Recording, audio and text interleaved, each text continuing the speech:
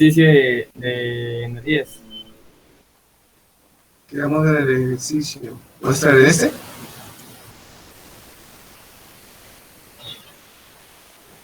Sí, pero el ejemplo no es ese.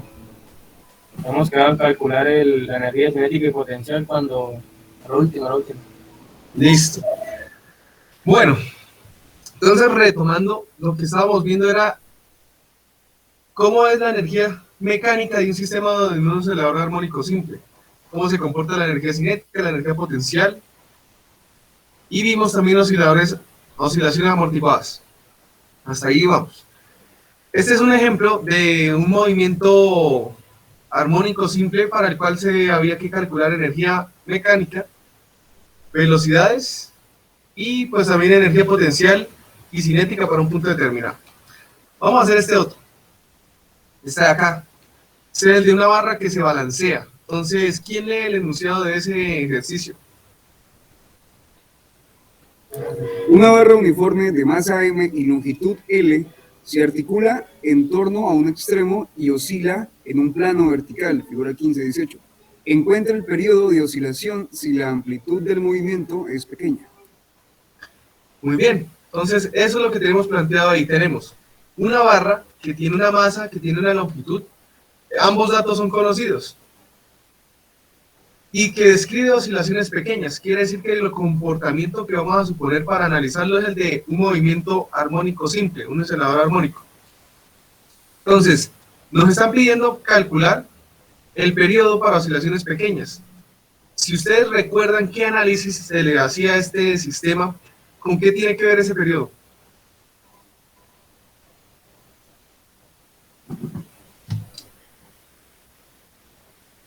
¿Qué involucra? El tiempo. El tiempo, bueno, sí, es un tiempo. Es el tiempo que demora en completar una oscilación. ¿Y de qué depende? La frecuencia angular. ¿Frecuencia angular? Sí, está indirectamente relacionada, pero más directamente ¿con qué?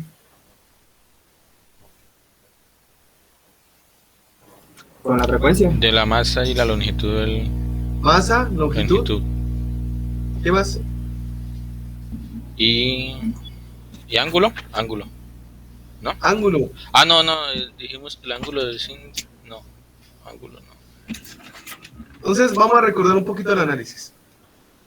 Resulta que yo tengo acá un objeto suspendido de un punto que se llama pivote. En ese punto oscila. Entonces la causa de que esto oscile es un torque. El torque lo genera la fuerza de gravedad aplicada en el centro de masa del objeto, que con respecto al pivote tienen una distancia que podríamos decir que es la longitud del brazo donde se aplica el torque. ¿Sí recuerdan? Sí, señor. Entonces, nosotros hacíamos el análisis de las fuerzas que actuaban, o bueno, de lo que hacía que esta vaina girara. Llegábamos a resolver la ecuación diferencial homogénea de segundo orden, identificábamos la frecuencia angular, que quedaba en términos de parámetros propios del sistema, que involucraban masa, longitud, ¿qué más? La componente del peso. Bueno, en este caso la componente depende... perdón. Sí, depende del ángulo que yo tome, puede ser la X. Sí, pero eso depende. Pero va más estrechamente ligada a ¿qué?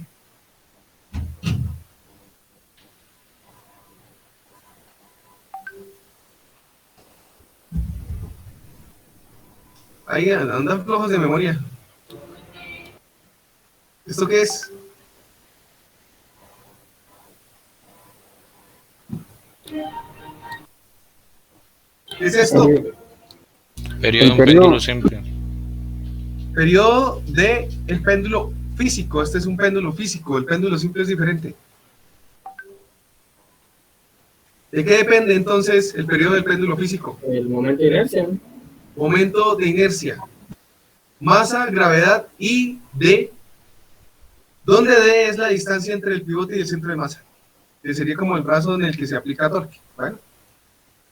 Ya para lo que es el momento de inercia, resulta que vimos una tabla en la que se especifican los momentos de inercia para diferentes objetos con diferentes geometrías, dependiendo del eje de giro. Entonces resulta que el momento de inercia para una barra que tiene el pivote en un extremo tiene un valor ya determinado. Entonces uno lo da, es de 1/3 de la masa por la longitud al cuadrado. Esto sale de la tabla que les mostré. No hay que pelear mucho con eso. Uno llega y simplemente coloca este valor acá dentro de la ecuación. Ahora, ¿qué otra cantidad necesito calcular o necesito conseguir?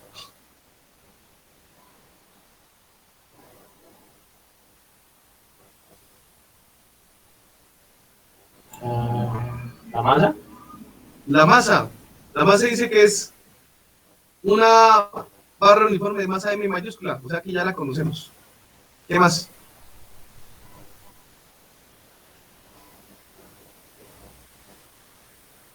La D. La distancia entre el centro de L masa y el pivote. medios.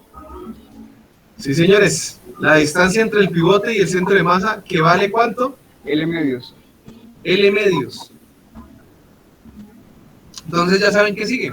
Acá reemplazo yo el momento de inercia y acá reemplazo el valor de la distancia del pivote al centro de masa que vale L medios. Y de ahí se hace par pasos de álgebra y tenemos el periodo del péndulo físico, que en este caso es una barra. ¿Sí se entiende lo que se hace ahí? Sí, señor. Vean que es bien simple, sencillo, elemental. O sea, si ya uno hizo el análisis como nosotros lo hicimos, el resto es simplemente tratar de relacionar los parámetros del sistema con lo que nos están pidiendo en este caso, que es el periodo, que nosotros sabemos que va a quedar en términos de eso. Ya reemplazando, pues, el resultado final queda dependiendo de la longitud y de la gravedad. ¿Listo? Entonces, en este caso, se hace muy similar al péndulo simple. En este caso, este es un caso particular. ¿Listo? Se hace similar, simplemente que ahí hay una fracción que cambia el valor del periodo. Esa fracción es 2/3, raíz de 2/3, es lo que cambia con respecto al péndulo simple. Bueno, y ya el resto la dependencia muestra ser la misma, una dependencia directamente proporcional de la longitud e inversamente proporcional de la gravedad. Entonces, más o menos ese sería el análisis que hay que hacer de un ejercicio así. Bueno, vamos a hacer la deducción de la ecuación de onda lineal. Para eso, vamos a tomar un trozo de cuerda, como el que está ahí. En esa cuerda está pasando una onda, ¿listo? Entonces vamos a analizar qué fuerzas actúan sobre ese pedacito de lazo que vamos a suponer que mide una longitud pequeña, delta de x. Entonces la longitud del lazo es pequeñita y se llama delta de x. Vamos a revisar las fuerzas que actúan sobre el lazo. Según ustedes ven en la gráfica, ¿qué fuerzas son? La tensión. Son tensiones. En un extremo aplica una para un lado y en el otro extremo aplica la otra para el otro lado. Ahora, si nosotros analizamos la manera en la que afectan el movimiento del pedacito de lazo, esas dos fuerzas, sería conveniente analizarlas por separado, las que están en el eje X y las que están en el eje Y. Para eso yo voy a elegir dos ángulos con respecto al eje horizontal. Teta sub A para la de este lado y teta sub B para la del otro lado. Ya las tensiones yo creo que ustedes pueden deducir que son las mismas, o sea, son iguales, pero en sentido contrario. Están aplicadas en la misma cuerda. Y es la misma tensión que soporta la cuerda. ¿Hasta ahí me voy dando a entender?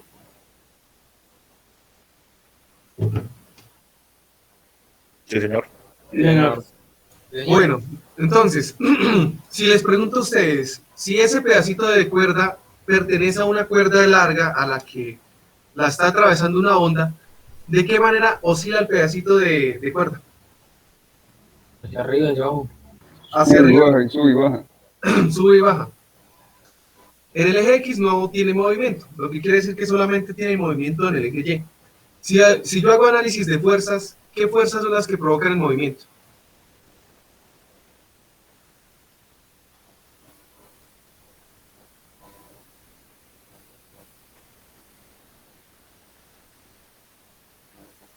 ¿Qué fuerzas efectúan o provocan el movimiento en este sistema?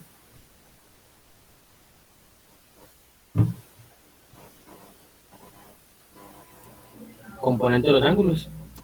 La componente de los ángulos. Un poquito más, avance, la desarrolla. ¿De cuáles ángulos? ¿De qué componente habla? Componente en Y, el peso de la masa, La componente en Y, ¿de qué? del peso de la cuerda. Del peso, pues no estamos teniendo en cuenta todavía peso. ¿Esta fuerza qué es? De la tensión. De la tensión. Tensión hacia acá, tensión hacia abajo, tienen componentes. Componente en X, que con componente en X de cada uno de estos dos puntos se anulan entre sí, porque el movimiento no se lleva a cabo en el eje X, sino en el eje Y. En el eje Y tenemos dos fuerzas. Tenemos la componente horizontal de la fuerza del punto B, que es la tensión por el seno del ángulo. Y tenemos esta otra fuerza que es la componente en el eje Y de la tensión en el punto A, de seno del ángulo. ¿Sí la ven? ¿Sí se entiende esto o no? Sí, señor. Bien. La tensión ya dijimos que era la misma, por tanto se puede factorizar. Se factoriza de seno de teta menos, seno de teta B menos seno de teta A, donde son dos ángulos que pertenecen a dos puntos distintos.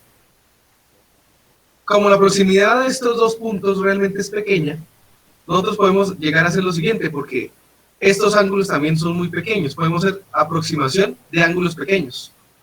La aproximación de ángulos pequeños también es válida para hacer seno de teta igual a tangente de teta. ¿Listo? Al igual que hacíamos la aproximación de seno de teta al ángulo, al mismo teta, se puede hacer a tangente y es equivalente. Tangente, seno de teta y el ángulo para ángulos pequeños son aproximadamente igual. ¿Me hago entender?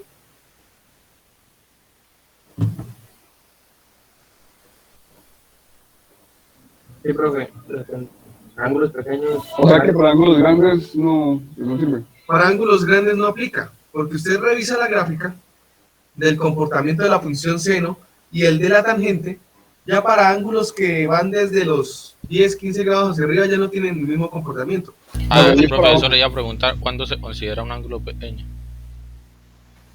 Los ángulos pequeños, pues el criterio estricto creo que está por debajo de los 5 grados, inclusive más pequeños. Pero en la parte experimental puede llegar a funcionar hasta 10 grados. ¿Sí me hago entender? Listo. Digo en el término estricto porque depende de qué tanta exactitud necesite usted. Si usted revisa en las gráficas, pues entre más pequeño el ángulo, pues más válida es la aproximación. Ahora, resulta que esto de acá nosotros lo podemos escribir en términos de una derivada. ¿Por qué? Porque lo que estamos observando es la variación de la posición en Y, que es el valor de la función de onda, sobre la variación de X. Variación de Y sobre variación de X resulta ser el opuesto sobre el adyacente. Por tanto, tangente de teta sub B es igual a la variación en Y sobre la variación en X en el punto B. Y pues esto es lo mismo, pero en el punto A. ¿Sí se entiende por qué se hace eso? Sí, señor, se reemplaza por la pendiente, ¿sí? Sí, señor. Es la misma definición de la pendiente. Bueno, entonces la pendiente es una derivada. Es la variación de una cosa con respecto a la otra. En este caso es la de la función de onda con respecto a la posición X.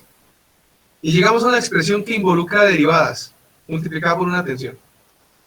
Ahora yo creo que ustedes más o menos pueden deducir para dónde apunta esto, porque dos análisis que uno hace se tienden a parecer muchos unos a los otros.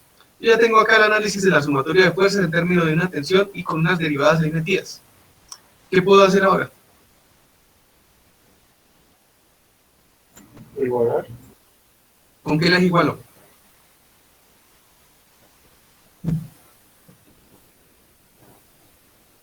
Si esto se mueve para arriba y para abajo, y se mueve a causa de fuerzas, ¿qué decimos? ¿Que cumple con qué?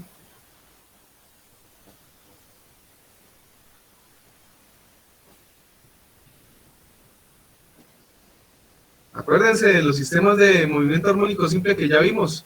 Siempre hacíamos lo mismo.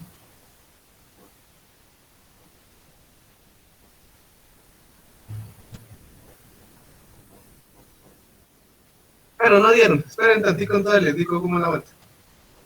La masa para este caso la vamos a describir en términos de la densidad lineal de masa. Esta letra que está acá se llama μ.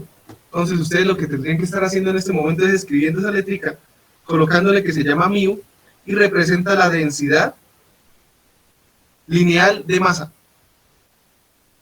Densidad lineal de masa. Bueno, porque si no se las había mostrado, pues se las muestro. Densidad lineal de masa por la longitud.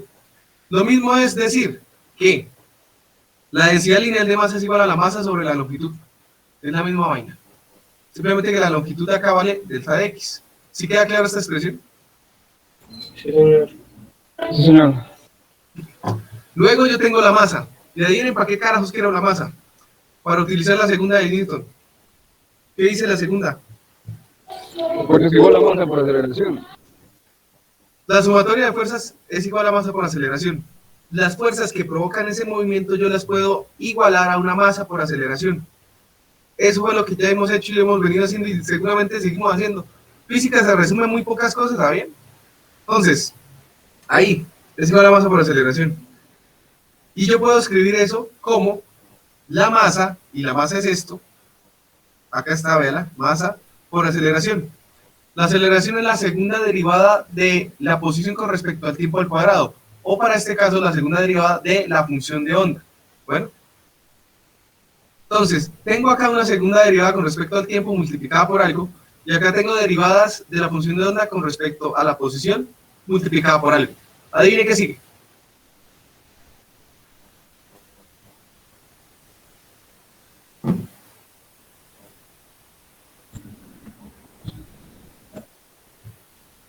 Nada, los veo graves, nada participación. Vamos, pailas. Ahora sí se iguala con la tensión. Ahora sí, se igualan estas dos, porque son lo mismo. Véala, sumatoria de fuerzas en Y, sumatoria de fuerzas en Y. Son la misma vaina. Entonces acá aparece ya igualada. Igualada esta expresión a esta otra. Lo que sigue es un despeje. La tensión la voy a mandar a dividir a la densidad lineal de masa. Y esta longitud de la cuerda representa un diferencial de posición. Un diferencial. Entonces, ese diferencial lo voy a mandar yo a dividir a esto de acá. Y obtengo algo como esto. Ahora, si ustedes son observadores, tengo el valor de la función en un punto menos el valor de esa misma función en otro punto sobre un diferencial delta de x. Y si decimos que ese delta de x es muy pequeñito, ¿yo qué tengo ahí? Cero. ¿Cero o no?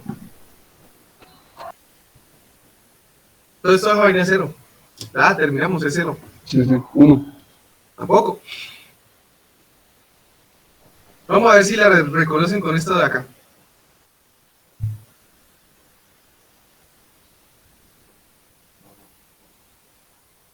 ¿Sí la reconocen? Era un límite. ¿Qué cosa? ¿Integral? ¿Integral? Es un límite, ¿no? Es un límite. Un límite y la definición del límite conduce a ¿qué? Una derivada. Una derivada. Esto de acá es la definición de derivada. Mírenla, ahí está. La función evaluada en un punto menos evaluada en otro punto que es menor al anterior, para entender de alguna manera, sobre el diferencial. Esto es una derivada. Adivinen qué es esto. Una derivada. Es una derivada. ¿De qué? De esta función. ¿Y esta función qué viene siendo? ¿Qué es esto? Función de x. ¿Sí? Es otra derivada. Derivada. Entonces tengo la derivada de la derivada. Dos veces la derivada. Voilà. Ahí está. Si se entiende lo que se hizo ahí, ya quedaron perdidos. Sí, señor. Bueno, entonces aquí lo que había que identificar es que esta es la forma de la derivada. ¿Pero de qué función? La función original también es una derivada. Significa que es una segunda derivada. Segunda derivada de la función de onda con respecto al espacio, al cuadrado, la posición. Entonces tengo ya una ecuación que tiene segundas derivadas con respecto al tiempo, segundas derivadas con respecto a la posición, multiplicada por algo. Si yo llego y comparo con esta de acá, que es la ecuación de onda en general, y tiene esta forma. Segunda derivada de la función con respecto a x al cuadrado igual a 1 sobre la velocidad al cuadrado, esta es velocidad, por la segunda derivada de la función de onda con respecto al tiempo al cuadrado. Por comparación, ¿qué pueden concluir? Que un medio de la velocidad al cuadrado es igual a la tensión sobre mí. Sí, creo que va por buen camino, pero como que no lo expresó bien. Si no fue que le entendí mal. ¿Qué se queda entonces? Sería mu sobre la tensión igual a 1 sobre la velocidad. Al cuadrado está ahí. 1 sobre la velocidad al cuadrado es igual a mu sobre la tensión. Y despejando, se tiene eso. Esa es la velocidad de la onda. ¿De qué depende de la velocidad de la onda? Del periodo y del mu, que es la densidad del mineral. La tensión. Pilas ahí. Apréndanse lo que representan las letras más no las letras. Si ustedes aprenden que B es igual a raíz de T sobre mu, posiblemente puede suceder que alguien llegue y diga, ah, esa T es el periodo. Y vea. ¿Sí me hago entender? Sí, señor. Bueno, ahora, esta es la velocidad. Esta es la velocidad con la que viaja una onda en una cuerda. ¿Listo? Se consigue también de esta manera. Ahora, la manera en la que la dedujimos es una manera indirecta. Vamos a hacer una que es más directa. Para eso vamos a suponer el pico, o mejor dicho, el valle, la cresta. La cresta de una onda que viaja a través de una cuerda. Vamos a tomar un pedacito de lazo y ese lazo mide delta de S, porque resulta que en la cresta de una onda la longitud no es recta, sino que es doblada. ¿Sí me hago entender?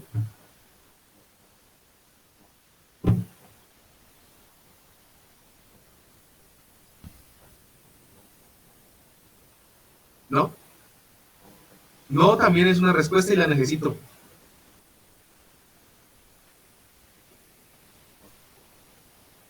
Buenas, ¿se cayó la llamada? Profe,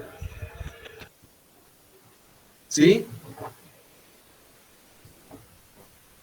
¿Sí se escucha o fue que cayó la llamada en serio? profe, yo fui por agua, ¿qué fue lo que usted dijo? Qué pena. ¿Cómo? No, que yo fui por agua y cuando llegó se estaba preguntando algo, pero no, qué pena.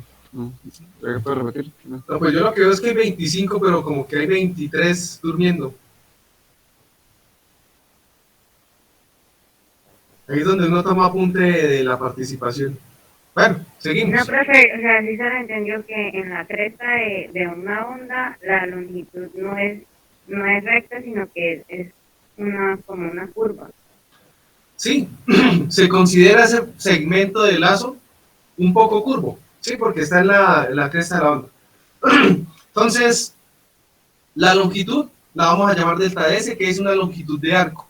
Si ustedes se acuerdan cómo se calcula la longitud de arco, se consigue con un radio, que en este caso es el radio de curvatura de ese pedacito de lazo. Entonces, un radio, que es el radio de curvatura. Y se consigue solo con un ángulo. Vamos a suponer el ángulo medido desde una posición central hacia un extremo valdría θ, lo que quiere decir que para conseguir toda esta longitud sería 2 veces ese ángulo. Bueno, lo siguiente que vamos a hacer es analizar la fuerza, las fuerzas que están actuando sobre ese pedazo de lazo. Entonces, en ese momento, como se supone que es un máximo de amplitud y es una cresta en la onda, hay dos fuerzas que actúan sobre esa cuerda y esas dos fuerzas se anulan entre sí. ¿Cuáles son? La tensión, Las ¿no sabes? funciones. Tensión y fricción. Tensión y fricción. Bueno, ¿fricción con qué?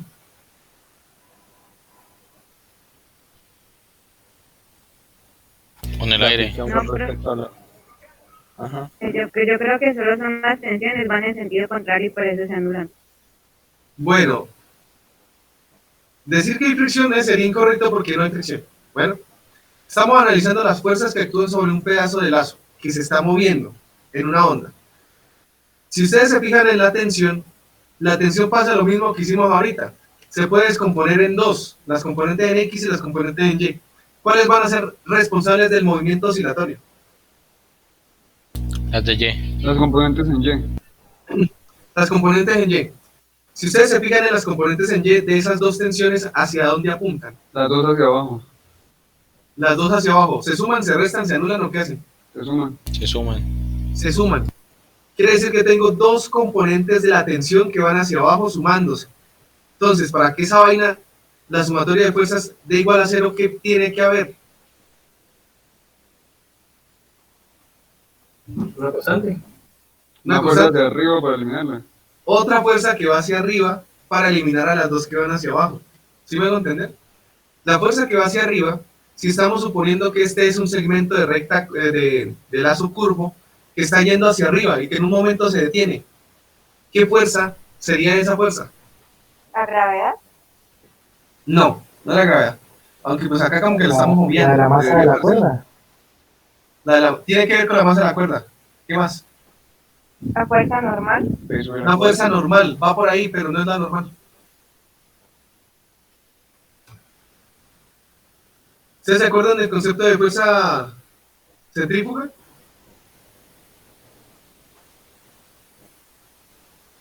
No, Sí, señor. Ay, ay. Es una fuerza que se experimenta a partir de tener algo que se mueve en una trayectoria curva. Entonces, en una trayectoria curva aparecen la aceleración centrípeta, la aceleración tangencial y la otra era la aceleración normal. Bueno, esas tres aparecen. El cambio en la dirección del movimiento da la aceleración centrípeta. Resulta que nosotros acá vamos a analizar la fuerza que evita que eso siga, o bueno, la que llevó a que eso se fuera hacia arriba, y las dos que la están contrarrestando, que son las componentes de la tensión que van hacia abajo. Vamos a llevar acá. Esta es la fuerza de restitución. Dos veces la tensión por el seno del ángulo, que fue la que ya analizamos. Las dos componentes de la fuerza que van hacia abajo de la tensión. Para aproximación de ángulos pequeños sería dos veces la tensión por el ángulo. Hasta ahí, bien. Luego está la fuerza de restitución que vamos a igualar a una masa por aceleración, pero esa aceleración es una aceleración centrípeta. Lo que quiere decir que la fuerza contraria a esta que está aquí es una fuerza centrípeta que va en dirección contraria. Y que para cuando esto se detiene, la suma de estas dos da cero. Recordando que la masa yo la puedo escribir así: densidad de masa lineal por la longitud del lazo. La longitud del lazo en este caso dijimos que era dos veces el ángulo por el radio. Entonces ahí está la masa. Y la multiplico por la aceleración centrípeta, que está escrita en términos de la velocidad lineal al cuadrado sobre el radio. De ahí escribo yo otra vez esto. Bueno, ya habiendo utilizado esto de acá. Aquí estaría la fuerza de restitución que escribimos acá, y esta sería la fuerza centrípeta. De ahí yo, ¿qué hago? 3 pasos de álgebra y llego a la misma expresión de la velocidad a la que viaja la onda. ¿Sí me hice entender?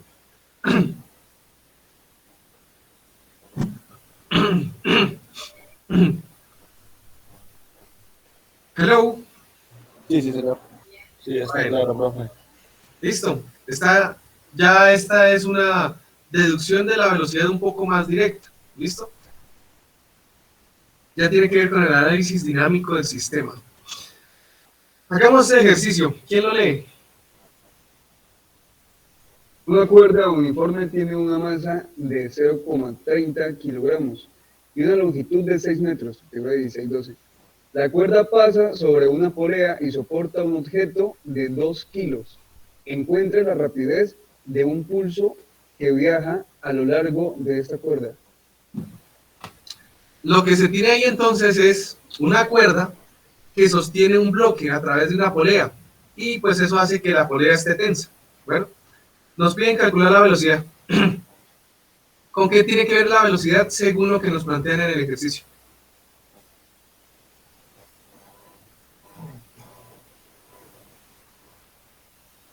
Con el peso.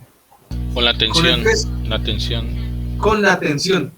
De manera directa tiene que ver con la tensión. ¿Con qué otra cosa? Con la masa del bloque. Con la masa del bloque. Indirectamente también. Porque nosotros lo que vamos a hacer es sumatoria de fuerzas sobre el bloque. En el bloque están actuando la tensión hacia arriba, el peso hacia abajo. La Si gravedad. eso no se mueve, ¿Y la gravedad? y la gravedad, obviamente. La que está hacia abajo es el peso, que es masa por gravedad. ¿Listo? Entonces tengo tensión hacia arriba tengo peso hacia abajo. Si el bloque como tal no se está moviendo, ¿cuánto vale la sumatoria de fuerzas sobre el bloque? 0. 0. De donde uno concluye que La tensión es igual al peso. Se desprecia la masa del bloque. si usted desprecia la masa del bloque, ¿qué quiere decir? No hay tensión. Que no hay tensión, y si no hay tensión, Vale. Acabamos del ejercicio. listo. Lo que se concluye es esto. La tensión es igual al peso del bloque. ¿Sí me hago entender? Sí, profesor. Sí, señor. Luego, ya tengo la tensión. ¿Ahora qué? Hallar la velocidad. Hallar la velocidad. Y para hallar la velocidad, ¿qué más necesito? Mu. Mu. ¿Quién es mu? La densidad lineal del... La densidad lineal de masa. ¿Y eso en definición qué es? Masa sobre longitud. Masa sobre longitud. ¿Tiene esos dos datos? Sí. Sí, señor. La Ahí dice. longitud. Sí, la masa de la cuerda y la longitud de la cuerda. Y la longitud de la cuerda. Tengo la masa de la cuerda y la longitud de la cuerda. Quiere decir que esa mu también la conozco. Con eso ya resolvimos el ejercicio. Boom. Porque acá aparece. La tensión es igual al peso del bloque, masa por gravedad. Y la densidad lineal de masa es igual a la masa de la cuerda sobre la longitud de la cuerda. La longitud de la cuerda por ley de extremos y medios, y no sé más qué es que se llama, pasa a multiplicar al numerador. Y esta es la solución del problema. Luego le meto los numeritos que a ustedes les gusta, y eso da 19.8 metros por segundo. Sí, se Profe, entiende el ejercicio. es la longitud total de la cuerda, o sea, se está tomando los 5 metros de horizontales y los Es la 1 longitud metro total. vertical. O sea, si en el caso se modifica la polea, se pone hacia la izquierda, modificando la longitud horizontal, da exactamente lo mismo. En cuanto a lo que es la densidad lineal de la cuerda, resulta que es una propiedad intensiva. Depende de la material y de la construcción del lazo. Para yo conseguir la densidad lineal, yo lo que hago es que yo tengo medidas macroscópicas. Tengo la medida, yo puedo agarrar el lazo y pesarlo, y puedo agarrar el lazo y medirlo. Eso me va a dar la medida de la densidad lineal de masa. Pero entonces yo tengo que tomar la longitud completa del lazo, porque es todo el lazo, la que tiene esa masa.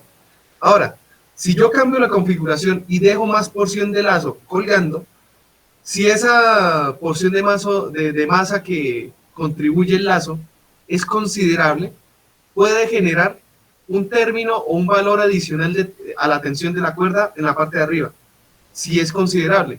En este ejercicio se está despreciando, pero realmente sí existe ese peso adicional que daría el pedazo de cuerda a la tensión del otro pedazo que está acá. ¿Sí me hago entender?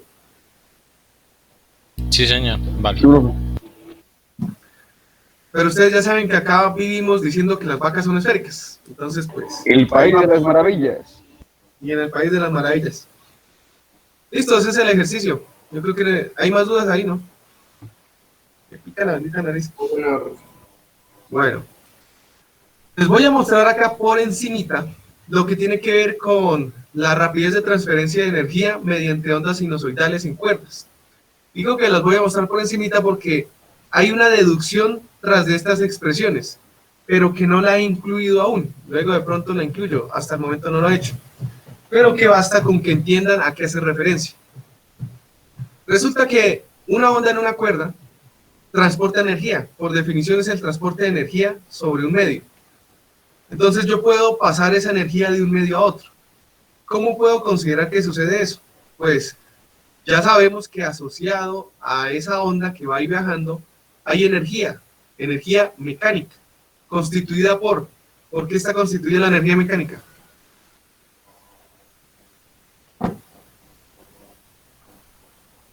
Acuérdense. Energía potencial y cinética. Potencial y cinética. Energía potencial y cinética. Entonces, esa energía tiene la capacidad de transportarse a través del lazo. Entonces, en la medida de que pasa de una porción del lazo a la otra, lo que hay es paso de energía. Entonces, ahí es lo que hacemos referencia cuando decimos transferencia de energía. mediante ondas sinusoidales en cuerdas. Si tomamos un elemento del lazo que tiene un diferencial de masa, en términos de lo que es la constitución del lazo, ya dijimos que se puede escribir en términos de dos cosas: la masa del lazo, la longitud del lazo y la densidad lineal del lazo.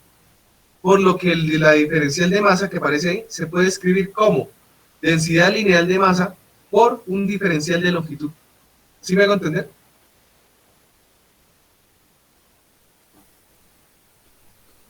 Sí.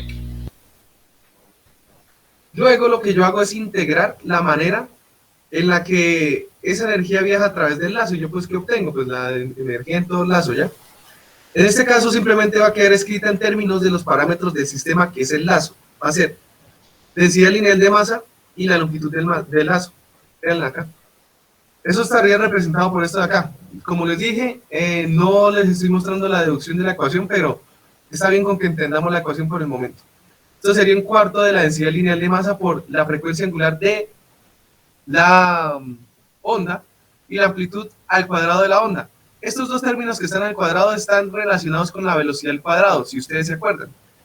Y esta longitud de onda está relacionada con la longitud del lazo. ¿Listo? Entonces acá lo que estamos considerando es la masa contenida en una longitud de onda que tiene cierta velocidad. ¿Listo? Hasta ahí me voy haciendo entender. Sí, señor. Profe, una preguntita. Ese simbolito, lo último, se llama longitud de onda. ¿Ese es el nombre? Lambda. Si se acuerdan, por allá les mostré que se llama lambda. Se escribe L-A-M-B grande D-A. Lambda. Es una letra griega que utilizamos para representar la longitud de onda. Y listo, eso es todo. Vamos hasta ahí. Resulta que la energía potencial, después de analizar cómo se comporta, llegamos a la misma bendita ecuación. Ya saben ustedes que cuando analizamos energías, podíamos escribir una en términos de la otra y quedaban como que iguales, o sea, eran la misma vaina, expresando esta frecuencia angular dependiendo de yo cómo la quieramos mostrar. Resulta que en este caso obtenemos que son iguales. Al sumarlas, simplemente obtenemos pues el doble de una de las dos. Sería un medio de la densidad lineal de masa por la frecuencia angular, por la amplitud al cuadrado, por la longitud de onda. Esta es la densidad de energía en una longitud. ¿Listo? Densidad de energía en la longitud. En este caso, una longitud de onda. Luego, introducimos el concepto de potencia. La potencia hace referencia a la manera en la que se transmite la energía en el tiempo. Entonces, es eso por definición, el transporte de energía en el tiempo. Si tomamos ese tiempo igual a un periodo y reemplazamos la expresión de la energía, acá podemos identificar la longitud de onda sobre el periodo. Eso es igual a la velocidad. Y eso es lo que aparece en la expresión final para la potencia. Un medio de la densidad lineal de masa por la frecuencia al cuadrado, por la amplitud al cuadrado, por la velocidad. Y esto es potencia. La potencia tiene unidades ¿de qué? Watts. Julios por segundo. Y listo, eso es por encimita. Como les dije, no hicimos el análisis de la deducción, pero creo que la voy a incluir. Pero eso ya será para luego. Hasta ahí. ¿Me hice entender con lo que quería explicar acá? Sí, señor. Bueno. Potencia de una onda. Hagamos ese ejercicio. Léalo alguien en voz alta.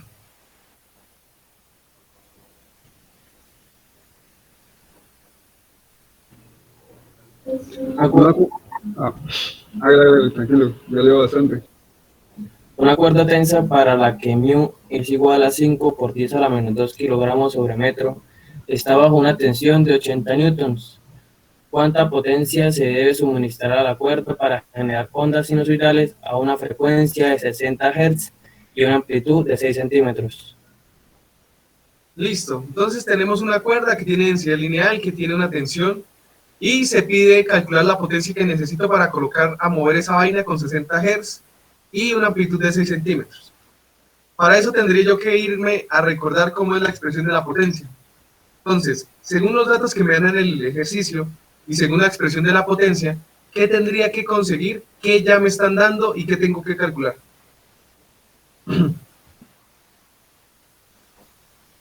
Profe, eso, ¿pueden colocar el ejercicio otra vez para anotar los datos? Listo. Ah,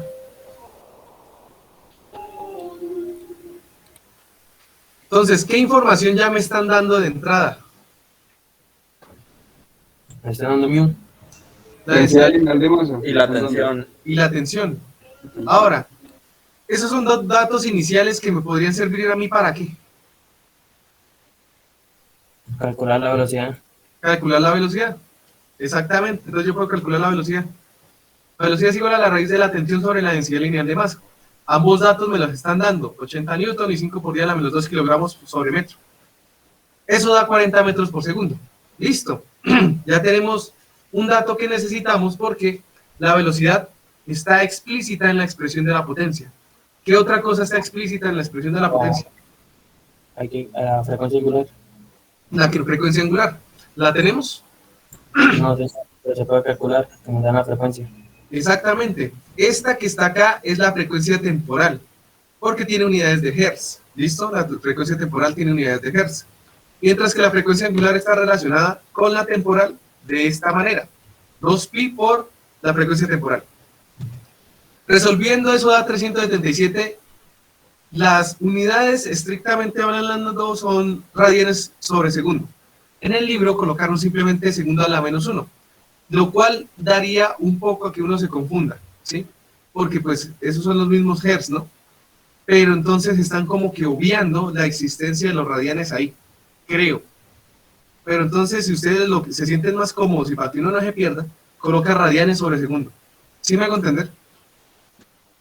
Sí. Sí, sí. Au. Bueno, listo, ya tenemos la frecuencia angular. ¿Qué otra cosa necesitaría yo para calcular entonces? La amplitud ya me la están dando, 6 centímetros. ¿Qué otra cosa? Ya, no más. Veremos. ¿Sí? ¿Ya está? Hay que pasar a metros, la amplitud. Pasar toda esta cuestión a metros, obviamente, para que todo quede en el mismo sistema de unidades. Sería la densidad lineal de masa, aquí está. La frecuencia angular al cuadrado, aquí está. La amplitud, que sería 6 por 10 a la menos 2 metros, ahí está. Y la velocidad. Le meten eso a la calculadora, que eso sí les gusta. De meterle valor a la calculadora de esos 512 watts. ¿Listo?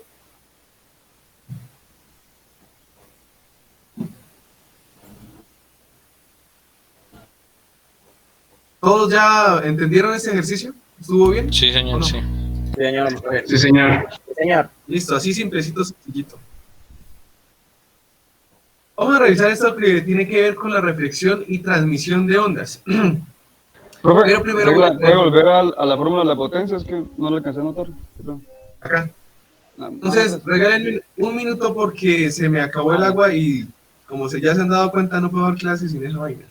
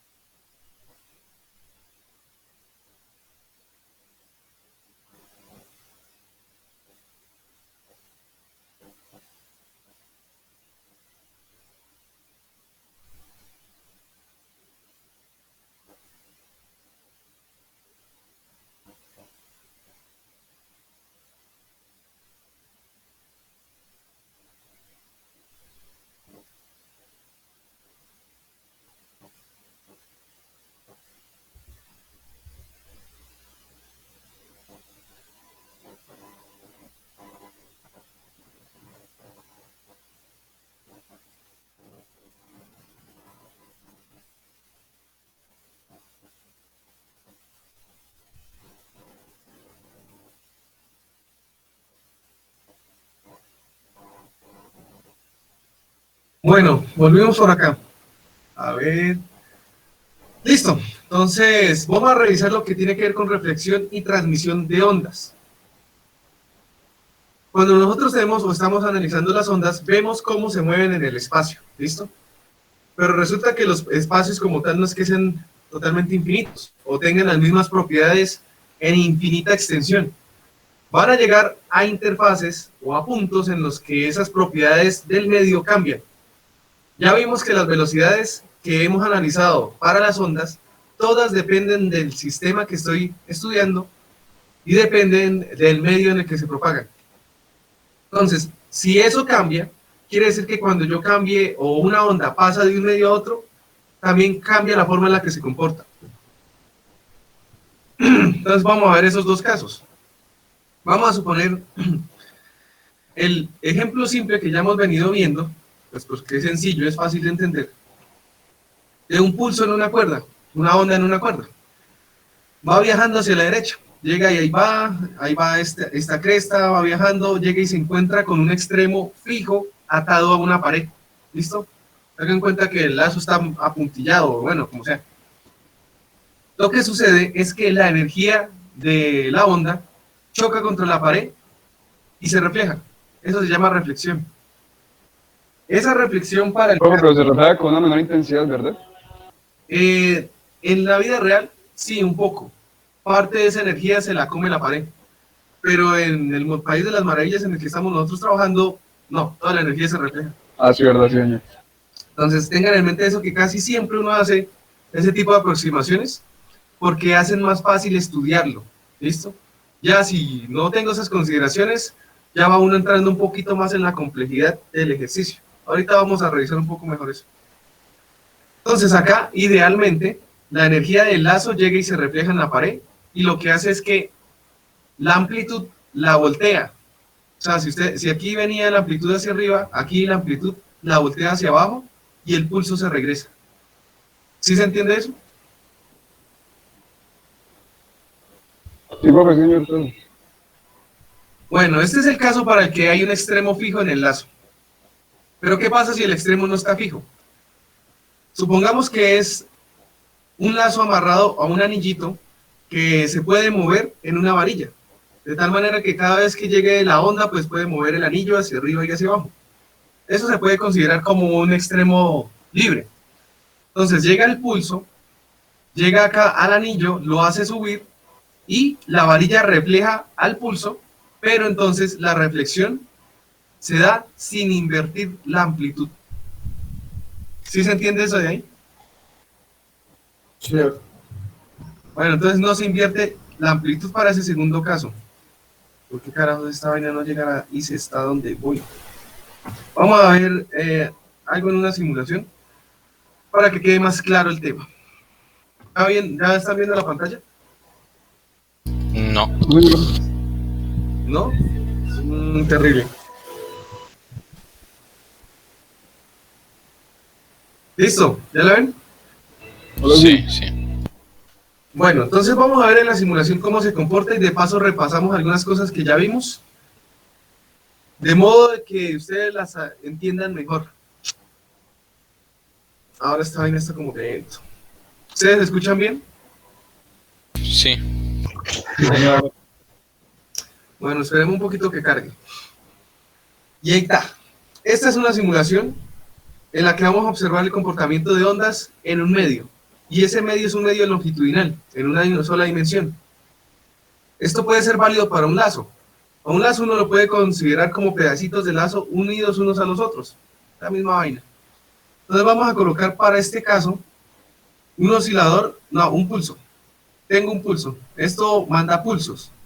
Y vamos a bajar el amortiguamiento a 0 porque estamos en el país de las maravillas. Y vamos a dejar la frecuencia así, el amplitud así. Listo. En este caso yo tengo, vamos a suponer una cuerda fija en un punto. Esta llave la va a tener quietica ahí. Y yo voy a mandar un pulso. ¿Un pulso qué es? Una sola perturbación. Eso es un pulso. Entonces ahí va.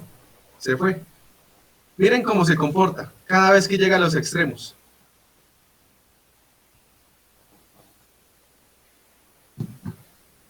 Si se dan cuenta, lo que hace es lo que yo les expliqué ahorita. Llega y la energía del pulso se refleja y voltea la amplitud, o sea, invierte la onda. ¿Sí me hago entender? Sí, señor. Ese es el primer caso. Y eso es, cada vez que llega al extremo, lo que hace es reflexión. Se refleja, ¿listo? Se refleja la onda. Acá, como estamos simulando que es el país de las maravillas, esa vaina va a quedarse así todo el día, o toda la noche, todo lo que ustedes quieran estarse mirando. Si yo incluyo amortiguamiento, como en la vida real, pues va a suceder algo como esto. Y eso que incluí poquito. ¿Listo? Eso es lo que sería lo que pasa en la vida real. Ahora, ¿qué pasa si el extremo de acá es un extremo libre? Como el que les planteaba en el ejercicio. ¿Qué se supone que tiene que pasar?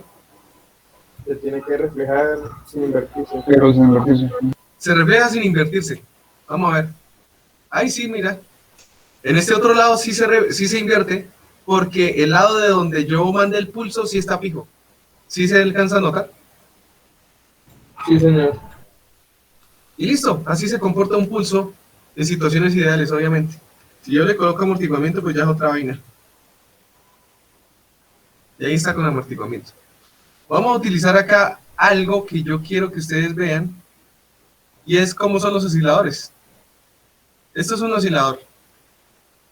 Un oscilador con un extremo libre. Se puede o se comporta como oscilaciones amortiguadas porque yo le incluí amortiguamiento. Si incluyo más amortiguamiento, pues se ve más dramático el efecto. ¿Cierto? Ahí le coloqué bastante. Ahí alcanza a medio a ver ciertas oscilaciones, entonces son críticamente amortiguadas. Y puedo colocar este extremo fijo. Y es todavía más dramático. Vamos a ver qué más puedo yo hacer acá. Bajarle un poquito el amortiguamiento. Aumentar la frecuencia.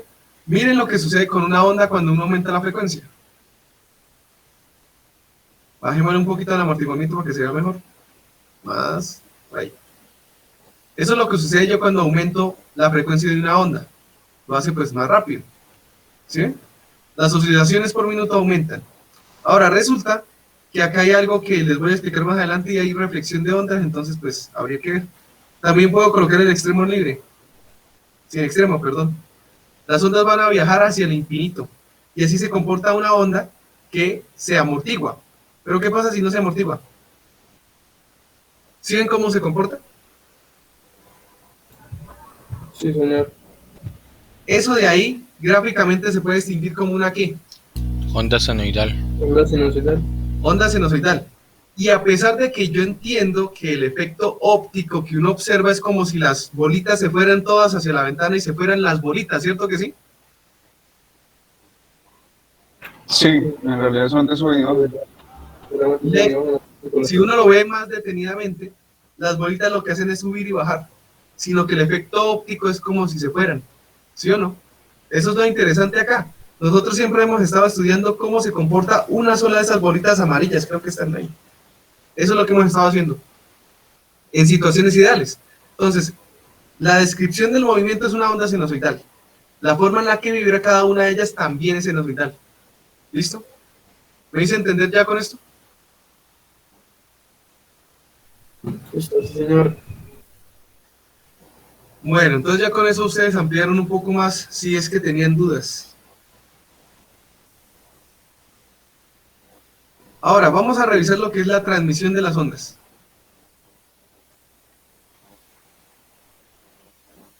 Esto es reflexión. Ahora, transmisión.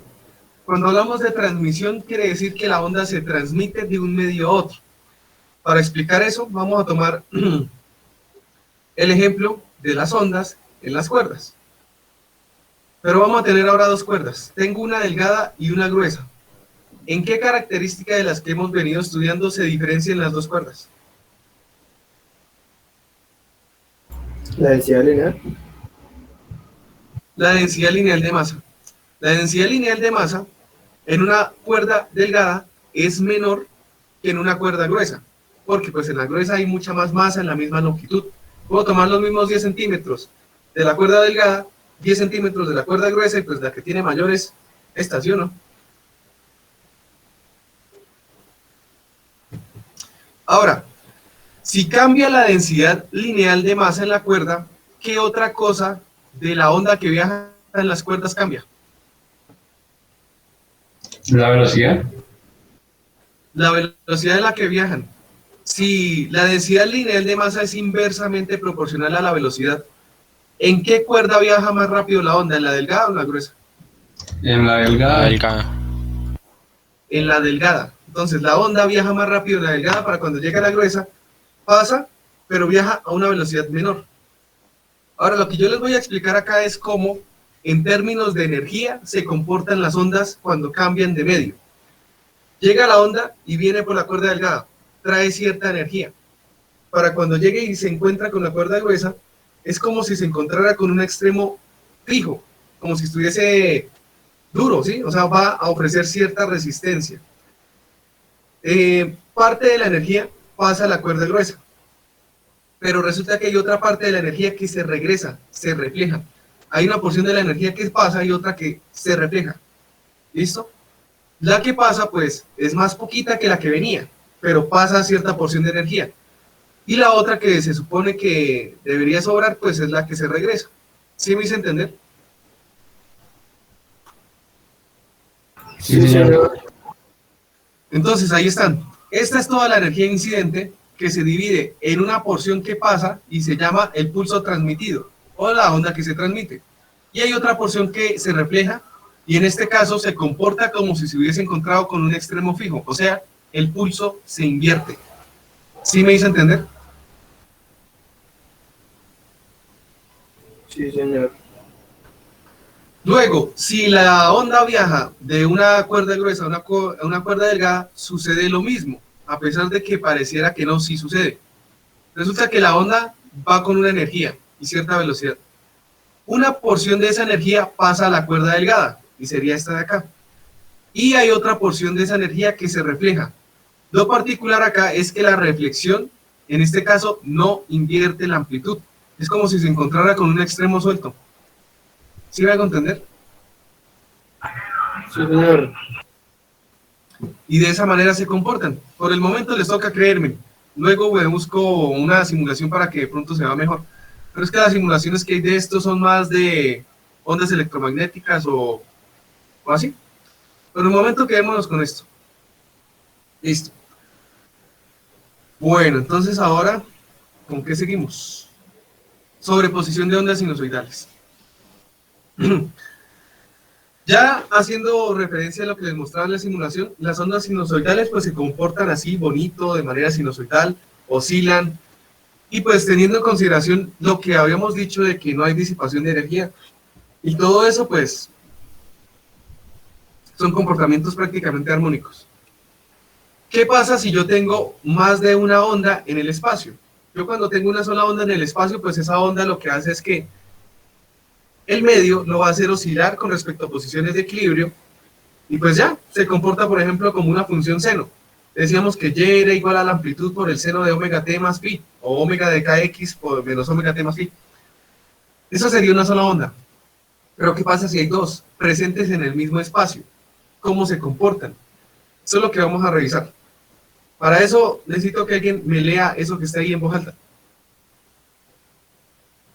Si dos o más ondas progresivas se mueven a través de un medio, el valor resultante de la función de onda en cualquier punto es la suma algebraica de los valores de las funciones de onda de las ondas individuales. Principio de sobreposición. Y listo, es así de simple. Yo si quiero conseguir el comportamiento de una onda que resulta de haber metido otras dos ondas en un mismo espacio, lo que hago es algebraicamente la sumo. Entonces, ¿qué se tiene con eso? Se tienen dos ondas, E1 y Y2. Cada una tiene una forma. Bueno, acá aclarando que nosotros solamente vamos a estudiar el caso más simple y sencillo que se pueda hacer de este estudio. Y es para cuando la amplitud son iguales, el número de onda es igual y la frecuencia es igual. Fíjense que estamos considerando ya mucho, estamos considerando bastante. Amplitud, frecuencia y número de onda iguales. Entonces eso es el caso más simple que usted puede abordar. Entonces, si tenemos dos ondas que son iguales y la única diferencia que tienen es en un factor de fase. Si están en fase o no están en fase, es la única diferencia. Entonces tengo la primera onda, Y1 es igual a A seno de kx menos omega t. Esto representa la primera onda. La segunda es lo mismo, simplemente que tiene un factor de fase. Si me están diciendo que la superposición o la sobreposición de las ondas se consigue sumando algebraicamente, pues ¿qué hay que hacer? La sumo. Acá tengo la suma de esas dos anteriores. La amplitud es factor común de esto más esto. Esto que está acá es la función seno de un ángulo, un argumento cualquiera, más el seno de otro ángulo, que viene siendo parecido al primero, pero podemos suponerlo diferente. En este caso, podemos recurrir a una identidad trigonométrica. Que como yo ya les había dicho, yo simplemente las voy a llegar, las voy a mostrar, las utilizo, y yo lo doy porque ustedes se van a ir a estudiarlas o que ya las conocen. Cuando yo tengo el seno de algo más el seno de otro algo, tengo algo como lo que está acá, seno de A más seno de B, y por identidades trigonométricas se consigue esto. Eso es igual a 2 veces el coseno de A menos B sobre 2 por el seno de A más B sobre 2. Yo lo único que tengo que hacer para poder reescribir esto que está arriba como es lo que está acá, es averiguar cuánto es A más B y A más B, A menos B, perdón. Si A vale kx menos omega t y B vale kx menos omega t más pi. Si yo tengo que esto es A menos B, entonces A menos B, o sea, a A le quito esto, me queda solamente ¿qué? ¿Qué queda? Phi. Pi medios, porque acá hay un 2. Pi medios. Entonces, listo. Yo creo que me hice entender ya con lo que debería señalar ahí, ¿sí o no? Señor. Y acá pues aparece la suma de los dos argumentos dividido en 2. Eso es lo que aparece ahí. Obtenemos una función que me tiene acá multiplicando a la amplitud por 2 y tengo el producto de dos funciones trigonométricas que determinan una el comportamiento de la otra.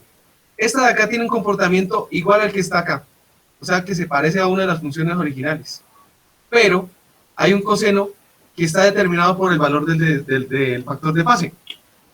Entonces uno, para empezar a ver cómo se comporta esa vaina, podría empezar a ver cómo, bueno, le empieza a dar unos valores al factor de fase.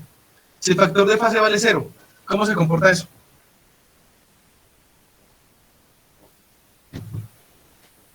¿Cómo, profe? Si el factor de fase vale 0, ¿cómo se comporta esa función que está ahí? Máximo.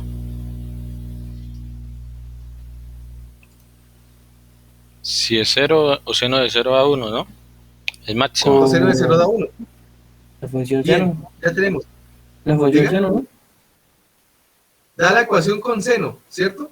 Y si pi da 0, da muy similar a lo que está acá. Seno de kx menos omega t, ¿cierto que sí? Sí. Ahora, ¿cuál sería la diferencia si este coseno da 1? ¿Cuál sería la diferencia entre esta función y esta que está acá?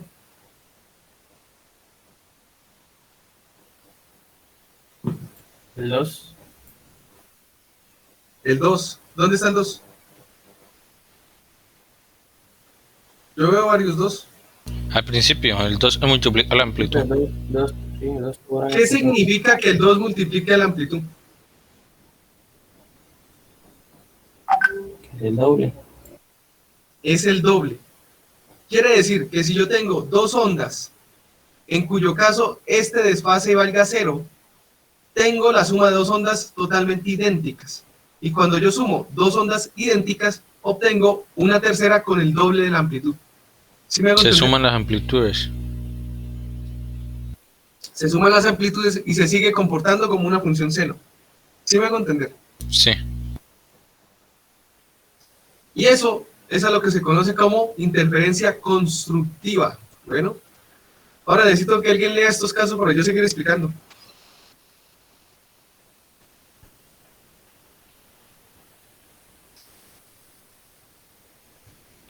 Sobreposición de dos ondas idénticas, Y1 y Y2, azul y verde respectivamente. Para producir una onda resultante rojo, A, cuando Y1 y Y2 están en fase, el resultado es interferencia constructiva. B, cuando Y1 y Y2 están pi radianes fuera de fase, el resultado es interferencia destructiva. C. Cuando el ángulo de fase tiene un valor distinto de 0 o pi radianes, la onda resultante Y cae en alguna parte entre los extremos que se muestran en A y B. Bueno, ahí básicamente lo que están haciendo es describir los diferentes casos que se dan. El primero ya lo dedujimos. Sabemos que si yo tengo dos ondas idénticas, que están representadas en este caso en azul, las dos están una sobre la otra porque son iguales. Y la sumo, significa que me da una con el doble de amplitud, que es esa roja que ustedes ven ahí. ¿Sí se dan cuenta?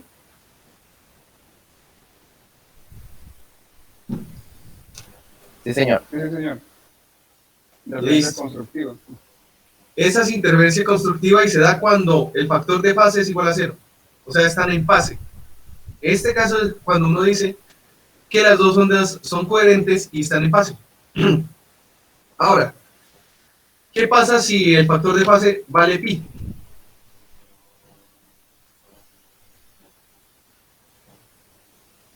Son destructivas. Es destructiva. Quiere decir que la suma de esas dos ondas, ¿cuánto da? 0. 0. Y ese 0 es la línea roja que están viendo ahí. O sea, da un 0. Literal da un 0. Si nosotros nos regresamos a la expresión, pues se puede deducir fácilmente.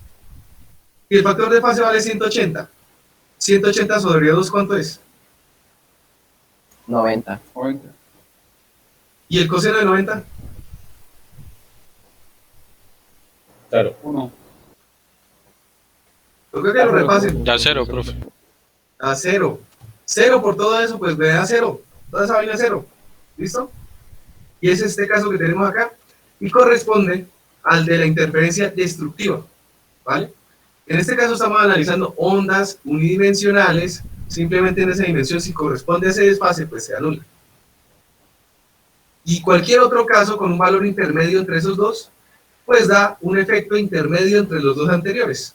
Da en zonas interferencia constructiva y en otras destructiva.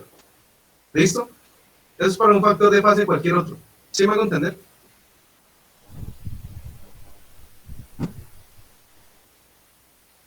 Sí, señor. Listo, entonces muéstrenme ¿qué es lo que sigue acá? Ah, sí. Vamos a estudiar un primer concepto que necesito acá abordar y nos vamos a ir a una simulación para que ustedes vean cómo es el comportamiento de las ondas cuando interfieren y de las ondas que vamos a empezar a ver. Como la simulación aparece para observar las dos, pues la hacemos de una vez.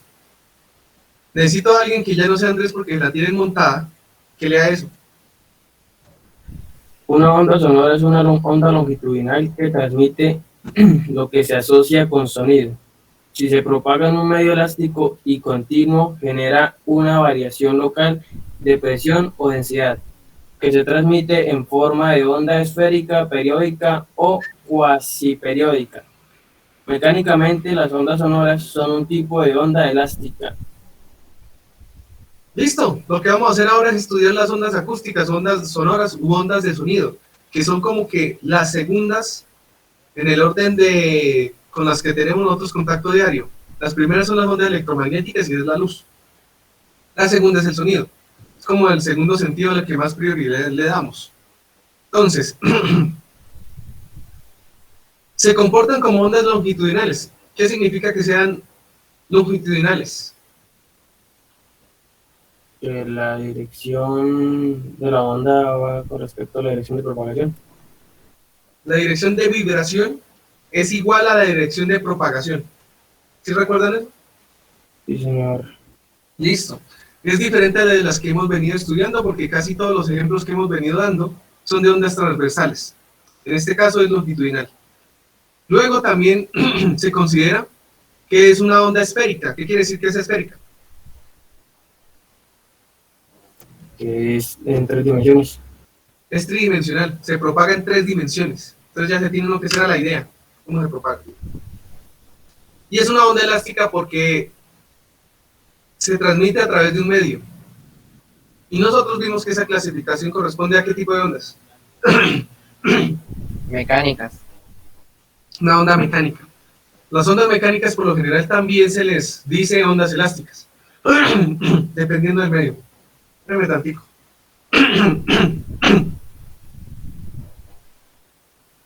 Bueno, nos vamos a la simulación para que vean mejor cómo es esa vaina.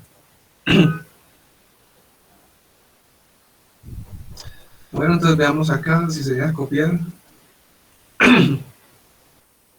Y se dejó copiar.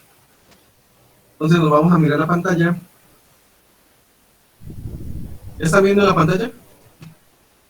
Ya. Sí, señor.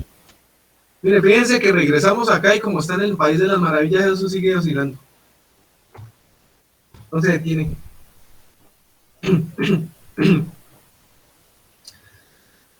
Bueno, entonces vamos a repasar un poco lo que es sobreposición de ondas, utilizando ondas en estanques de agua.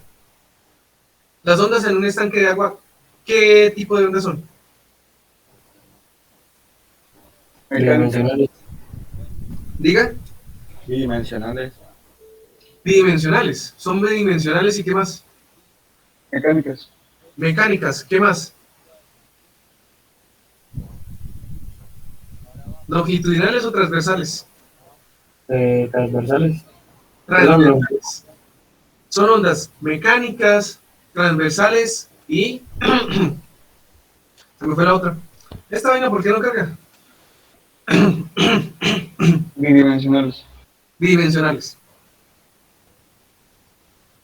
Bidimensionales si consideramos la dirección de propagación sobre la superficie. Bueno. Ay, ahora esta vaina aquí.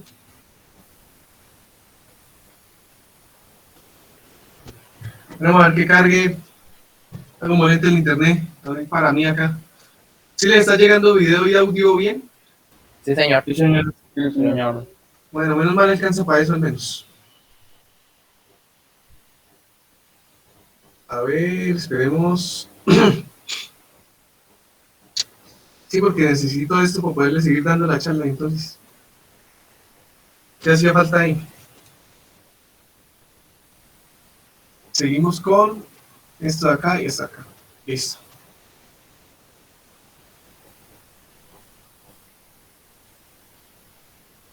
Vea pues, esto no quiere cargar. ¿Qué le pasa? Bueno, para que ya. Vamos a observar primero la interferencia entre ondas. Y bueno, ¿qué tal el clima por allá? La verdad, bien. Mejor que ayer, que es en un calor terrible. Pues estamos a septiembre. Y por esta época del año como que es la que más calienta. ¿No es? Como por... El que más caliente es febrero, donde se presentan menos lluvias, menos precipitación. Ah, yo vivía allá... Dos picos y dos valles acá en Utah. Yo vivía allá un año apenas. ¿A qué usamos acá, pues? No. No me imagínense. Ay, Dios, ahora esta vaina aquí. Me voy a tocar quedárselas de vino para la próxima clase, porque ¿qué más?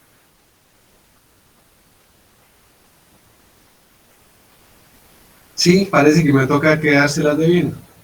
O se las mando para que ustedes la estudien. También está la otra opción. Pero me acaba 30 segundos. Si no carga, nos vamos.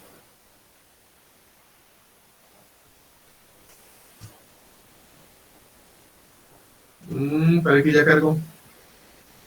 Bien. Bueno, entonces vamos a revisar el comportamiento de ondas. Este es un estanque de agua.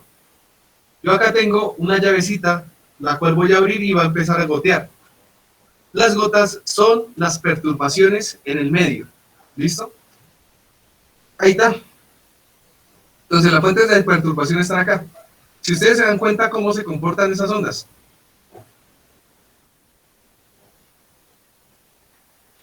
Circulares. Circulares, son frentes de ondas circulares que se desplazan en el medio, ¿listo? Ahora, ¿cómo se verá la vista lateral?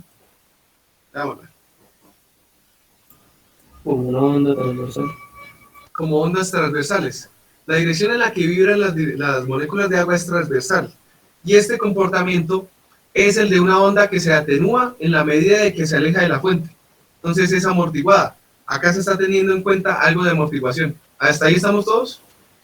Señor. Listo, es así más o menos como se ve ondas en el agua. Ahora, ¿qué pasa si nos vamos y revisamos cuando hay dos fuentes de agua? Tendríamos que decir que están interactuando dos funciones de onda en el mismo medio, en el mismo espacio. La diferencia con lo que yo les estaba explicando es que acá no es en una sola dimensión, sino en dos. Es interferencia en dos dimensiones. Para este caso, ambas fuentes están en fase. Fíjense cómo se comportan. Están en fase porque pues caen al mismo tiempo. La fuente de la perturbación es la misma, por tanto las ondas son prácticamente iguales. Acá estamos obteniendo la suma de dos ondas exactamente iguales y fue lo que expliqué ahorita. Simplemente que están en dos dimensiones. Si se dan cuenta, ¿qué podrían decirme ustedes con respecto a lo que se está formando ahí o lo que se ve? En el medio se genera una onda inversa a la otra, a las dos. Una inversa a la otra. Bueno, sí, está más o menos por ahí. ¿Qué más? No, o sea, se suman las Aumentar dos su ondas alcance y da también. una onda resultante mayor. Da una onda resultante. ¿Qué más? Aumenta su ¿qué? Su alcance. Aumenta el alcance. Podría ser. Una de las conclusiones que dimos allá, que era fija, era con respecto a la amplitud. ¿Qué pasa con la amplitud? Es constructivo y se Se hace suman doble. los dos, de los dos. Es Se constructiva en ciertos puntos. Fíjense lo siguiente. Presten atención. Como estas ondas se transportan en dos dimensiones, la interferencia se da en dos dimensiones.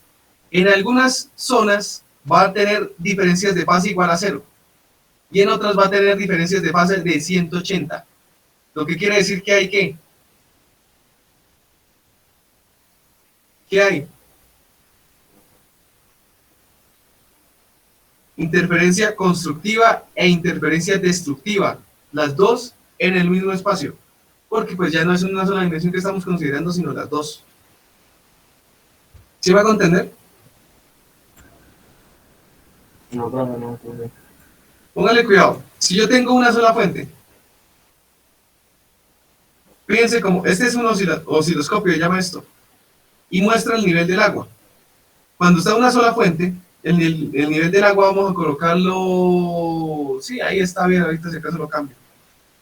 Tiene ese valor, ¿listo? Ahora, si yo le introduzco una segunda onda, fíjense lo que pasa con esta amplitud. ¿Qué pasó? Incrementa. Aumenta. Si ustedes se dan cuenta, esta ondita que está acá se va para arriba justo cuando pasa por las zonas brillantes. ¿Sí las ven? Sí, señor. Y se va para abajo cuando está por las zonas negras. Cuando está arriba, significa que es interferencia constructiva, cuando está abajo es destructiva. Pero entonces, si ustedes dan cuenta, acá hay una parte en la que es contraria a la otra. Entonces vamos a colocar esto por aquí. Y tienen comportamientos como Desfasados. desfasado. Quiere decir que en unas zonas tiene una fase y en otras otra. En donde encontramos interferencia en las zonas que brillan, se llama interferencia constructiva. Mientras en las zonas negras es interferencia destructiva. ¿Sí me hago entender? Sí, señor. Bueno, esto es lo que sucede cuando tenemos interferencia de ondas. Ahora vamos a regresar a esta de acá para analizar algo bien interesante. No vamos a analizar gotas de agua, vamos a analizar sonido. El sonido lo va a producir esta bocina. Bueno, tal como dijimos allá, el sonido también se provoca a partir de cambios de presión y densidad en el medio. Entonces pónganle cuidado cómo funciona eso. Esta se supondría es una onda de sonido. Entonces tengo la bocina perturbando el medio. ¿Cómo se verá desde la parte lateral? Igual. Exactamente igual, porque es una onda tridimensional y se desplaza igual en todos los sentidos. Además de que es una onda longitudinal. ¿Sí me hago entender? Sí, señor. Bueno, entonces lo que vamos a imaginar para poder entender cómo se desplaza el sonido en el aire es que el aire está constituido de moléculas. Y esas moléculas las vamos a imaginar como esferitas. Profe, ahí depende también de la temperatura, ¿no? Sí, también depende de la temperatura, ahorita lo vamos a ver. Pero entonces acá lo que necesito que se imaginen es cómo están dispuestas las moléculas de aire en el ambiente. Entonces están las moléculas de aire. Para cuando se da la perturbación, lo que pasa es que la energía empieza a viajar a través del medio. Como es viaje de energía y no de materia, las moléculas de aire no pueden tener una traslación neta de materia. O sea, quiere decir que no se van a ir a al mismo ritmo que se están yendo esas ondas allá. O sea, la materia no se está desplazando, se desplaza en la energía. Pero entonces esa energía lo que hace es transportarse de una molécula a la otra. Tengo yo esta de acá, se empieza a mover y pasa la energía a esta otra golpeándola. Y así sustantivamente, una con la otra. Y es de esa manera que se propaga el sonido. Para verlo mejor, en la simulación pues hay una herramienta que se llama partículas. Y ahí están las partículas. ¿Sí las alcanzan a ver? Sí, señor. Y es de esa manera como puede uno suponer que se comportan. Se dice que hay cambios de diferencias de densidad y de presión, porque resulta que las moléculas, si ustedes alcanzan a ver, las moléculas están vibrando con respecto a posiciones de equilibrio. Van hasta una posición y vuelven, van hasta la otra y vuelven. Cuando están en fase y se juntan unas con las otras, resulta que la densidad en ese espacio aumenta, porque pues hay más moléculas de aire en la misma unidad de volumen. Y luego se separan, entonces la densidad disminuye. También pasa lo mismo con, o algo similar con la presión. Si yo coloco la mano, resulta que el sonido, literalmente hablando, ustedes colóquense la mano enfrente de la boca. Ustedes sienten que cada vez que hablan, algo les toca. ¿Cierto que sí?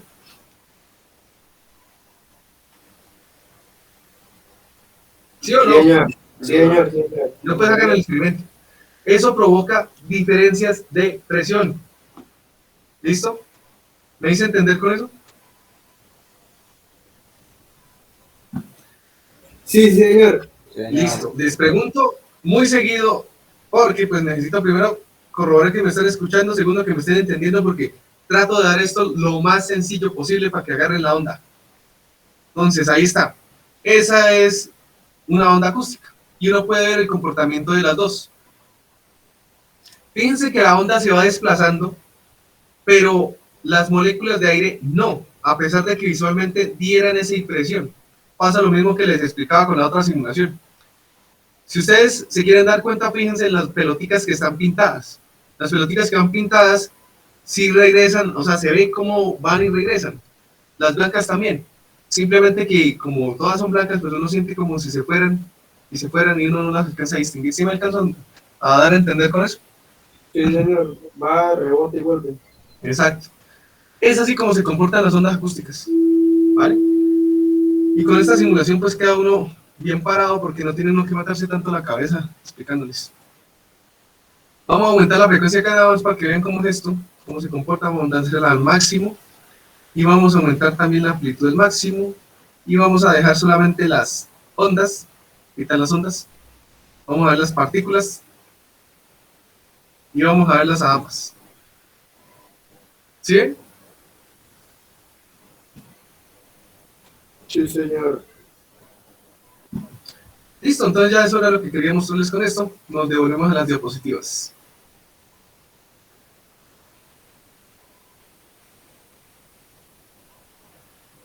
Ah, benditas diapositivas, porque se pierden.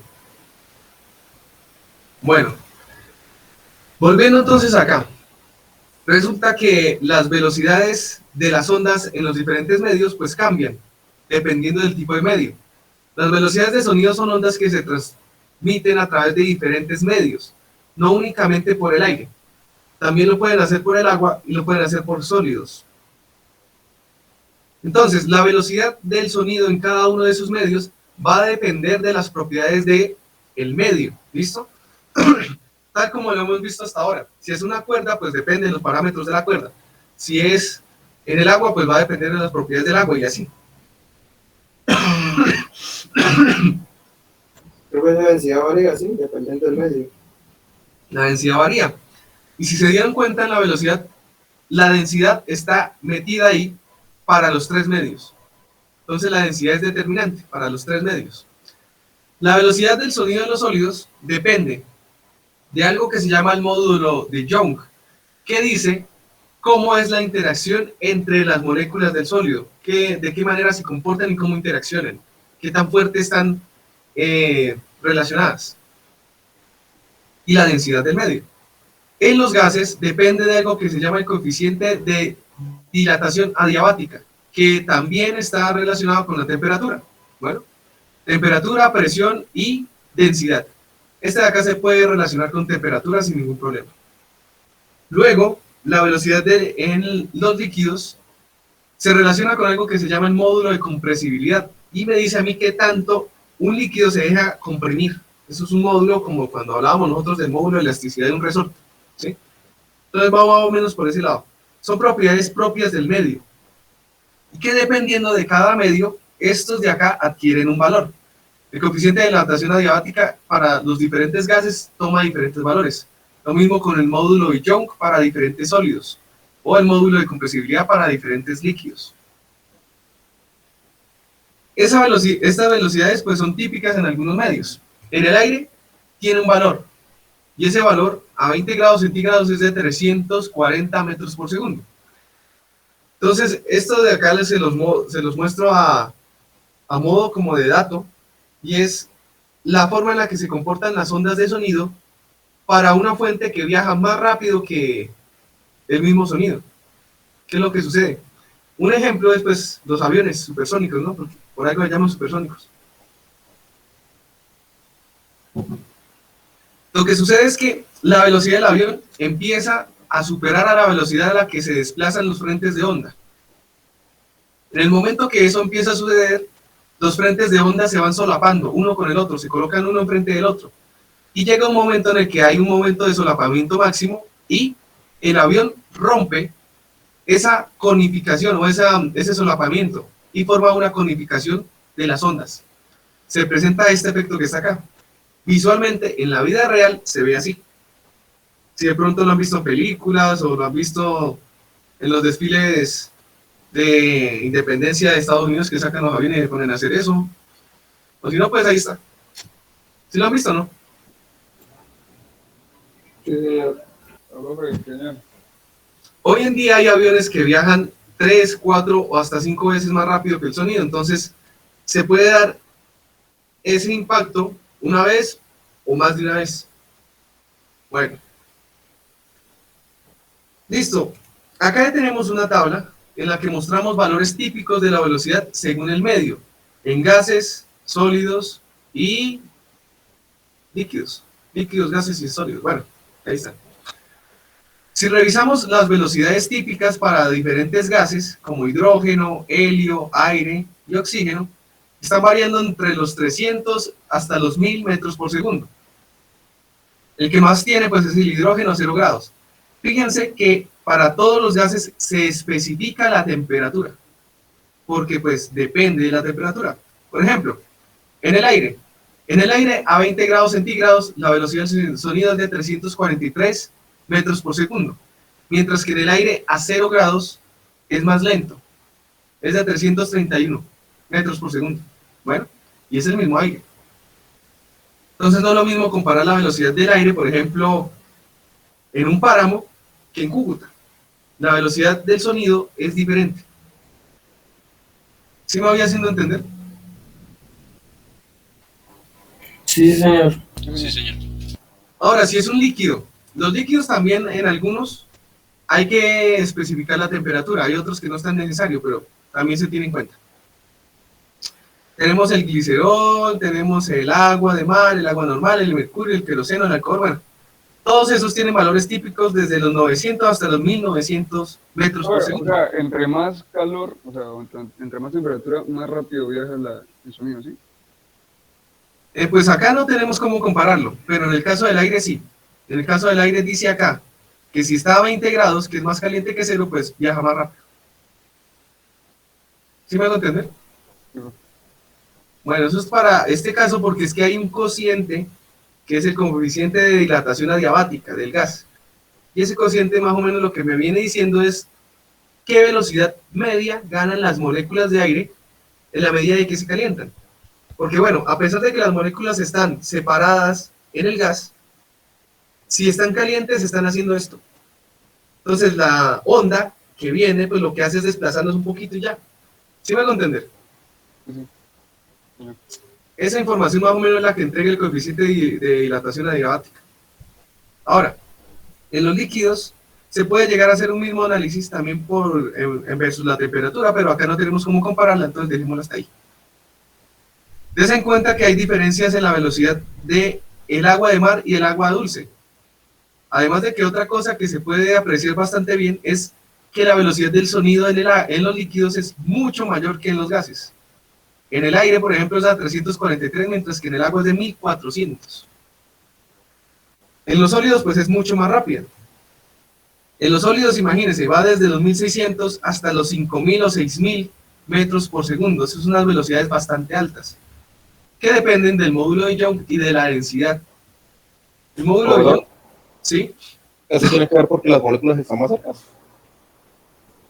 Si nosotros nos vimos allá, depende de la densidad. De la densidad depende inversamente, pero lo que más me da a mí a decir cómo se comportan, por ejemplo, es la manera en la que están juntas las moléculas en el material. En el gas están separadas cierta distancia. Por la temperatura están haciendo esto, están oscilando un poquito. Luego llega la onda y lo que hacen es que se junten y pasen la energía una a la otra. En un líquido están más cerca todavía. Puede ser que hayan vibraciones por temperatura. Entonces llega la onda y ¡pim! No tiene que recorrer distancias medias muy grandes, son más corticas. Y en un sólido, pues, prácticamente están al lado. Entonces, por eso, la velocidad del sonido en los materiales es más rápida en los sólidos. ¿Sí me hago entender? Sí, señor. Sí, señor. Y bueno, señores, vamos a dejar la clase de hoy hasta acá. Esta es la diapositiva 48. Y nos vamos al quiz. Entonces, espérenme, les explico cómo es la vuelta con el quiz. 403, 38. Listo. Entonces, voy a enviarles el link del quiz al chat del WhatsApp, porque me parece como más práctico. Es más fácil enviarlo por ahí que por el correo. Hay veces que el correo, no sé, me da algunos inconvenientes con unos correos. Ingresan y al momento de que ingresen tienen 5 minutos para resolver el quiz. Luego de resolverlo, o bueno, luego de que pasen los 5 minutos, yo cierro el quiz. Haya terminado quien haya terminado. ¿Me hago entender? Sí, señor. Bueno, entonces esperemos que me cargue acá esto porque tengo el internet un poco lento. Me aseguro de que les haya ya cargado el link y listo, de ahí en adelante cuento los 5 minutos. Esperemos tantico.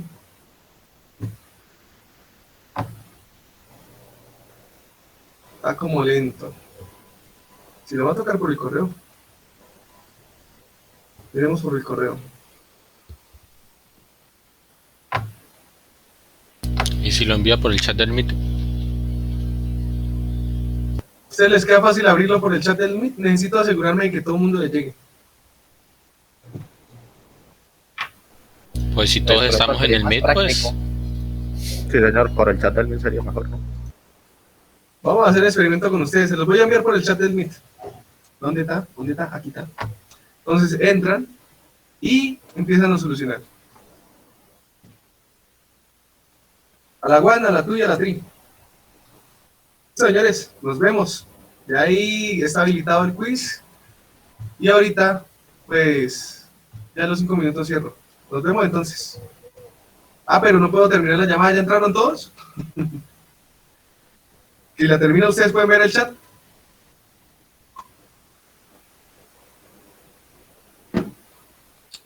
ya lo voy a reenviar al chat del WhatsApp. Sí, porque a mí no me quiso cargar el WhatsApp. Muestra a ver. Sí, porque si termino la llamada, creo que se cierra el chat, ¿no? Ya ahí ya está, ya lo envié al WhatsApp. Listo. Entonces, espérame tantico. ¿Qué pasó aquí? Alenta esta vaina, cara. Carajo.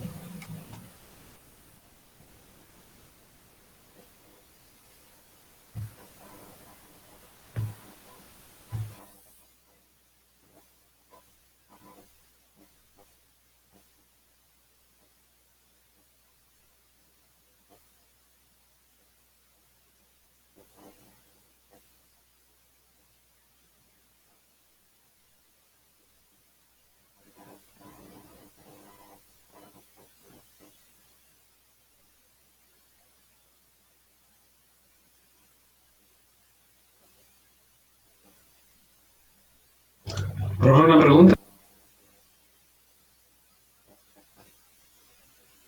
Diga.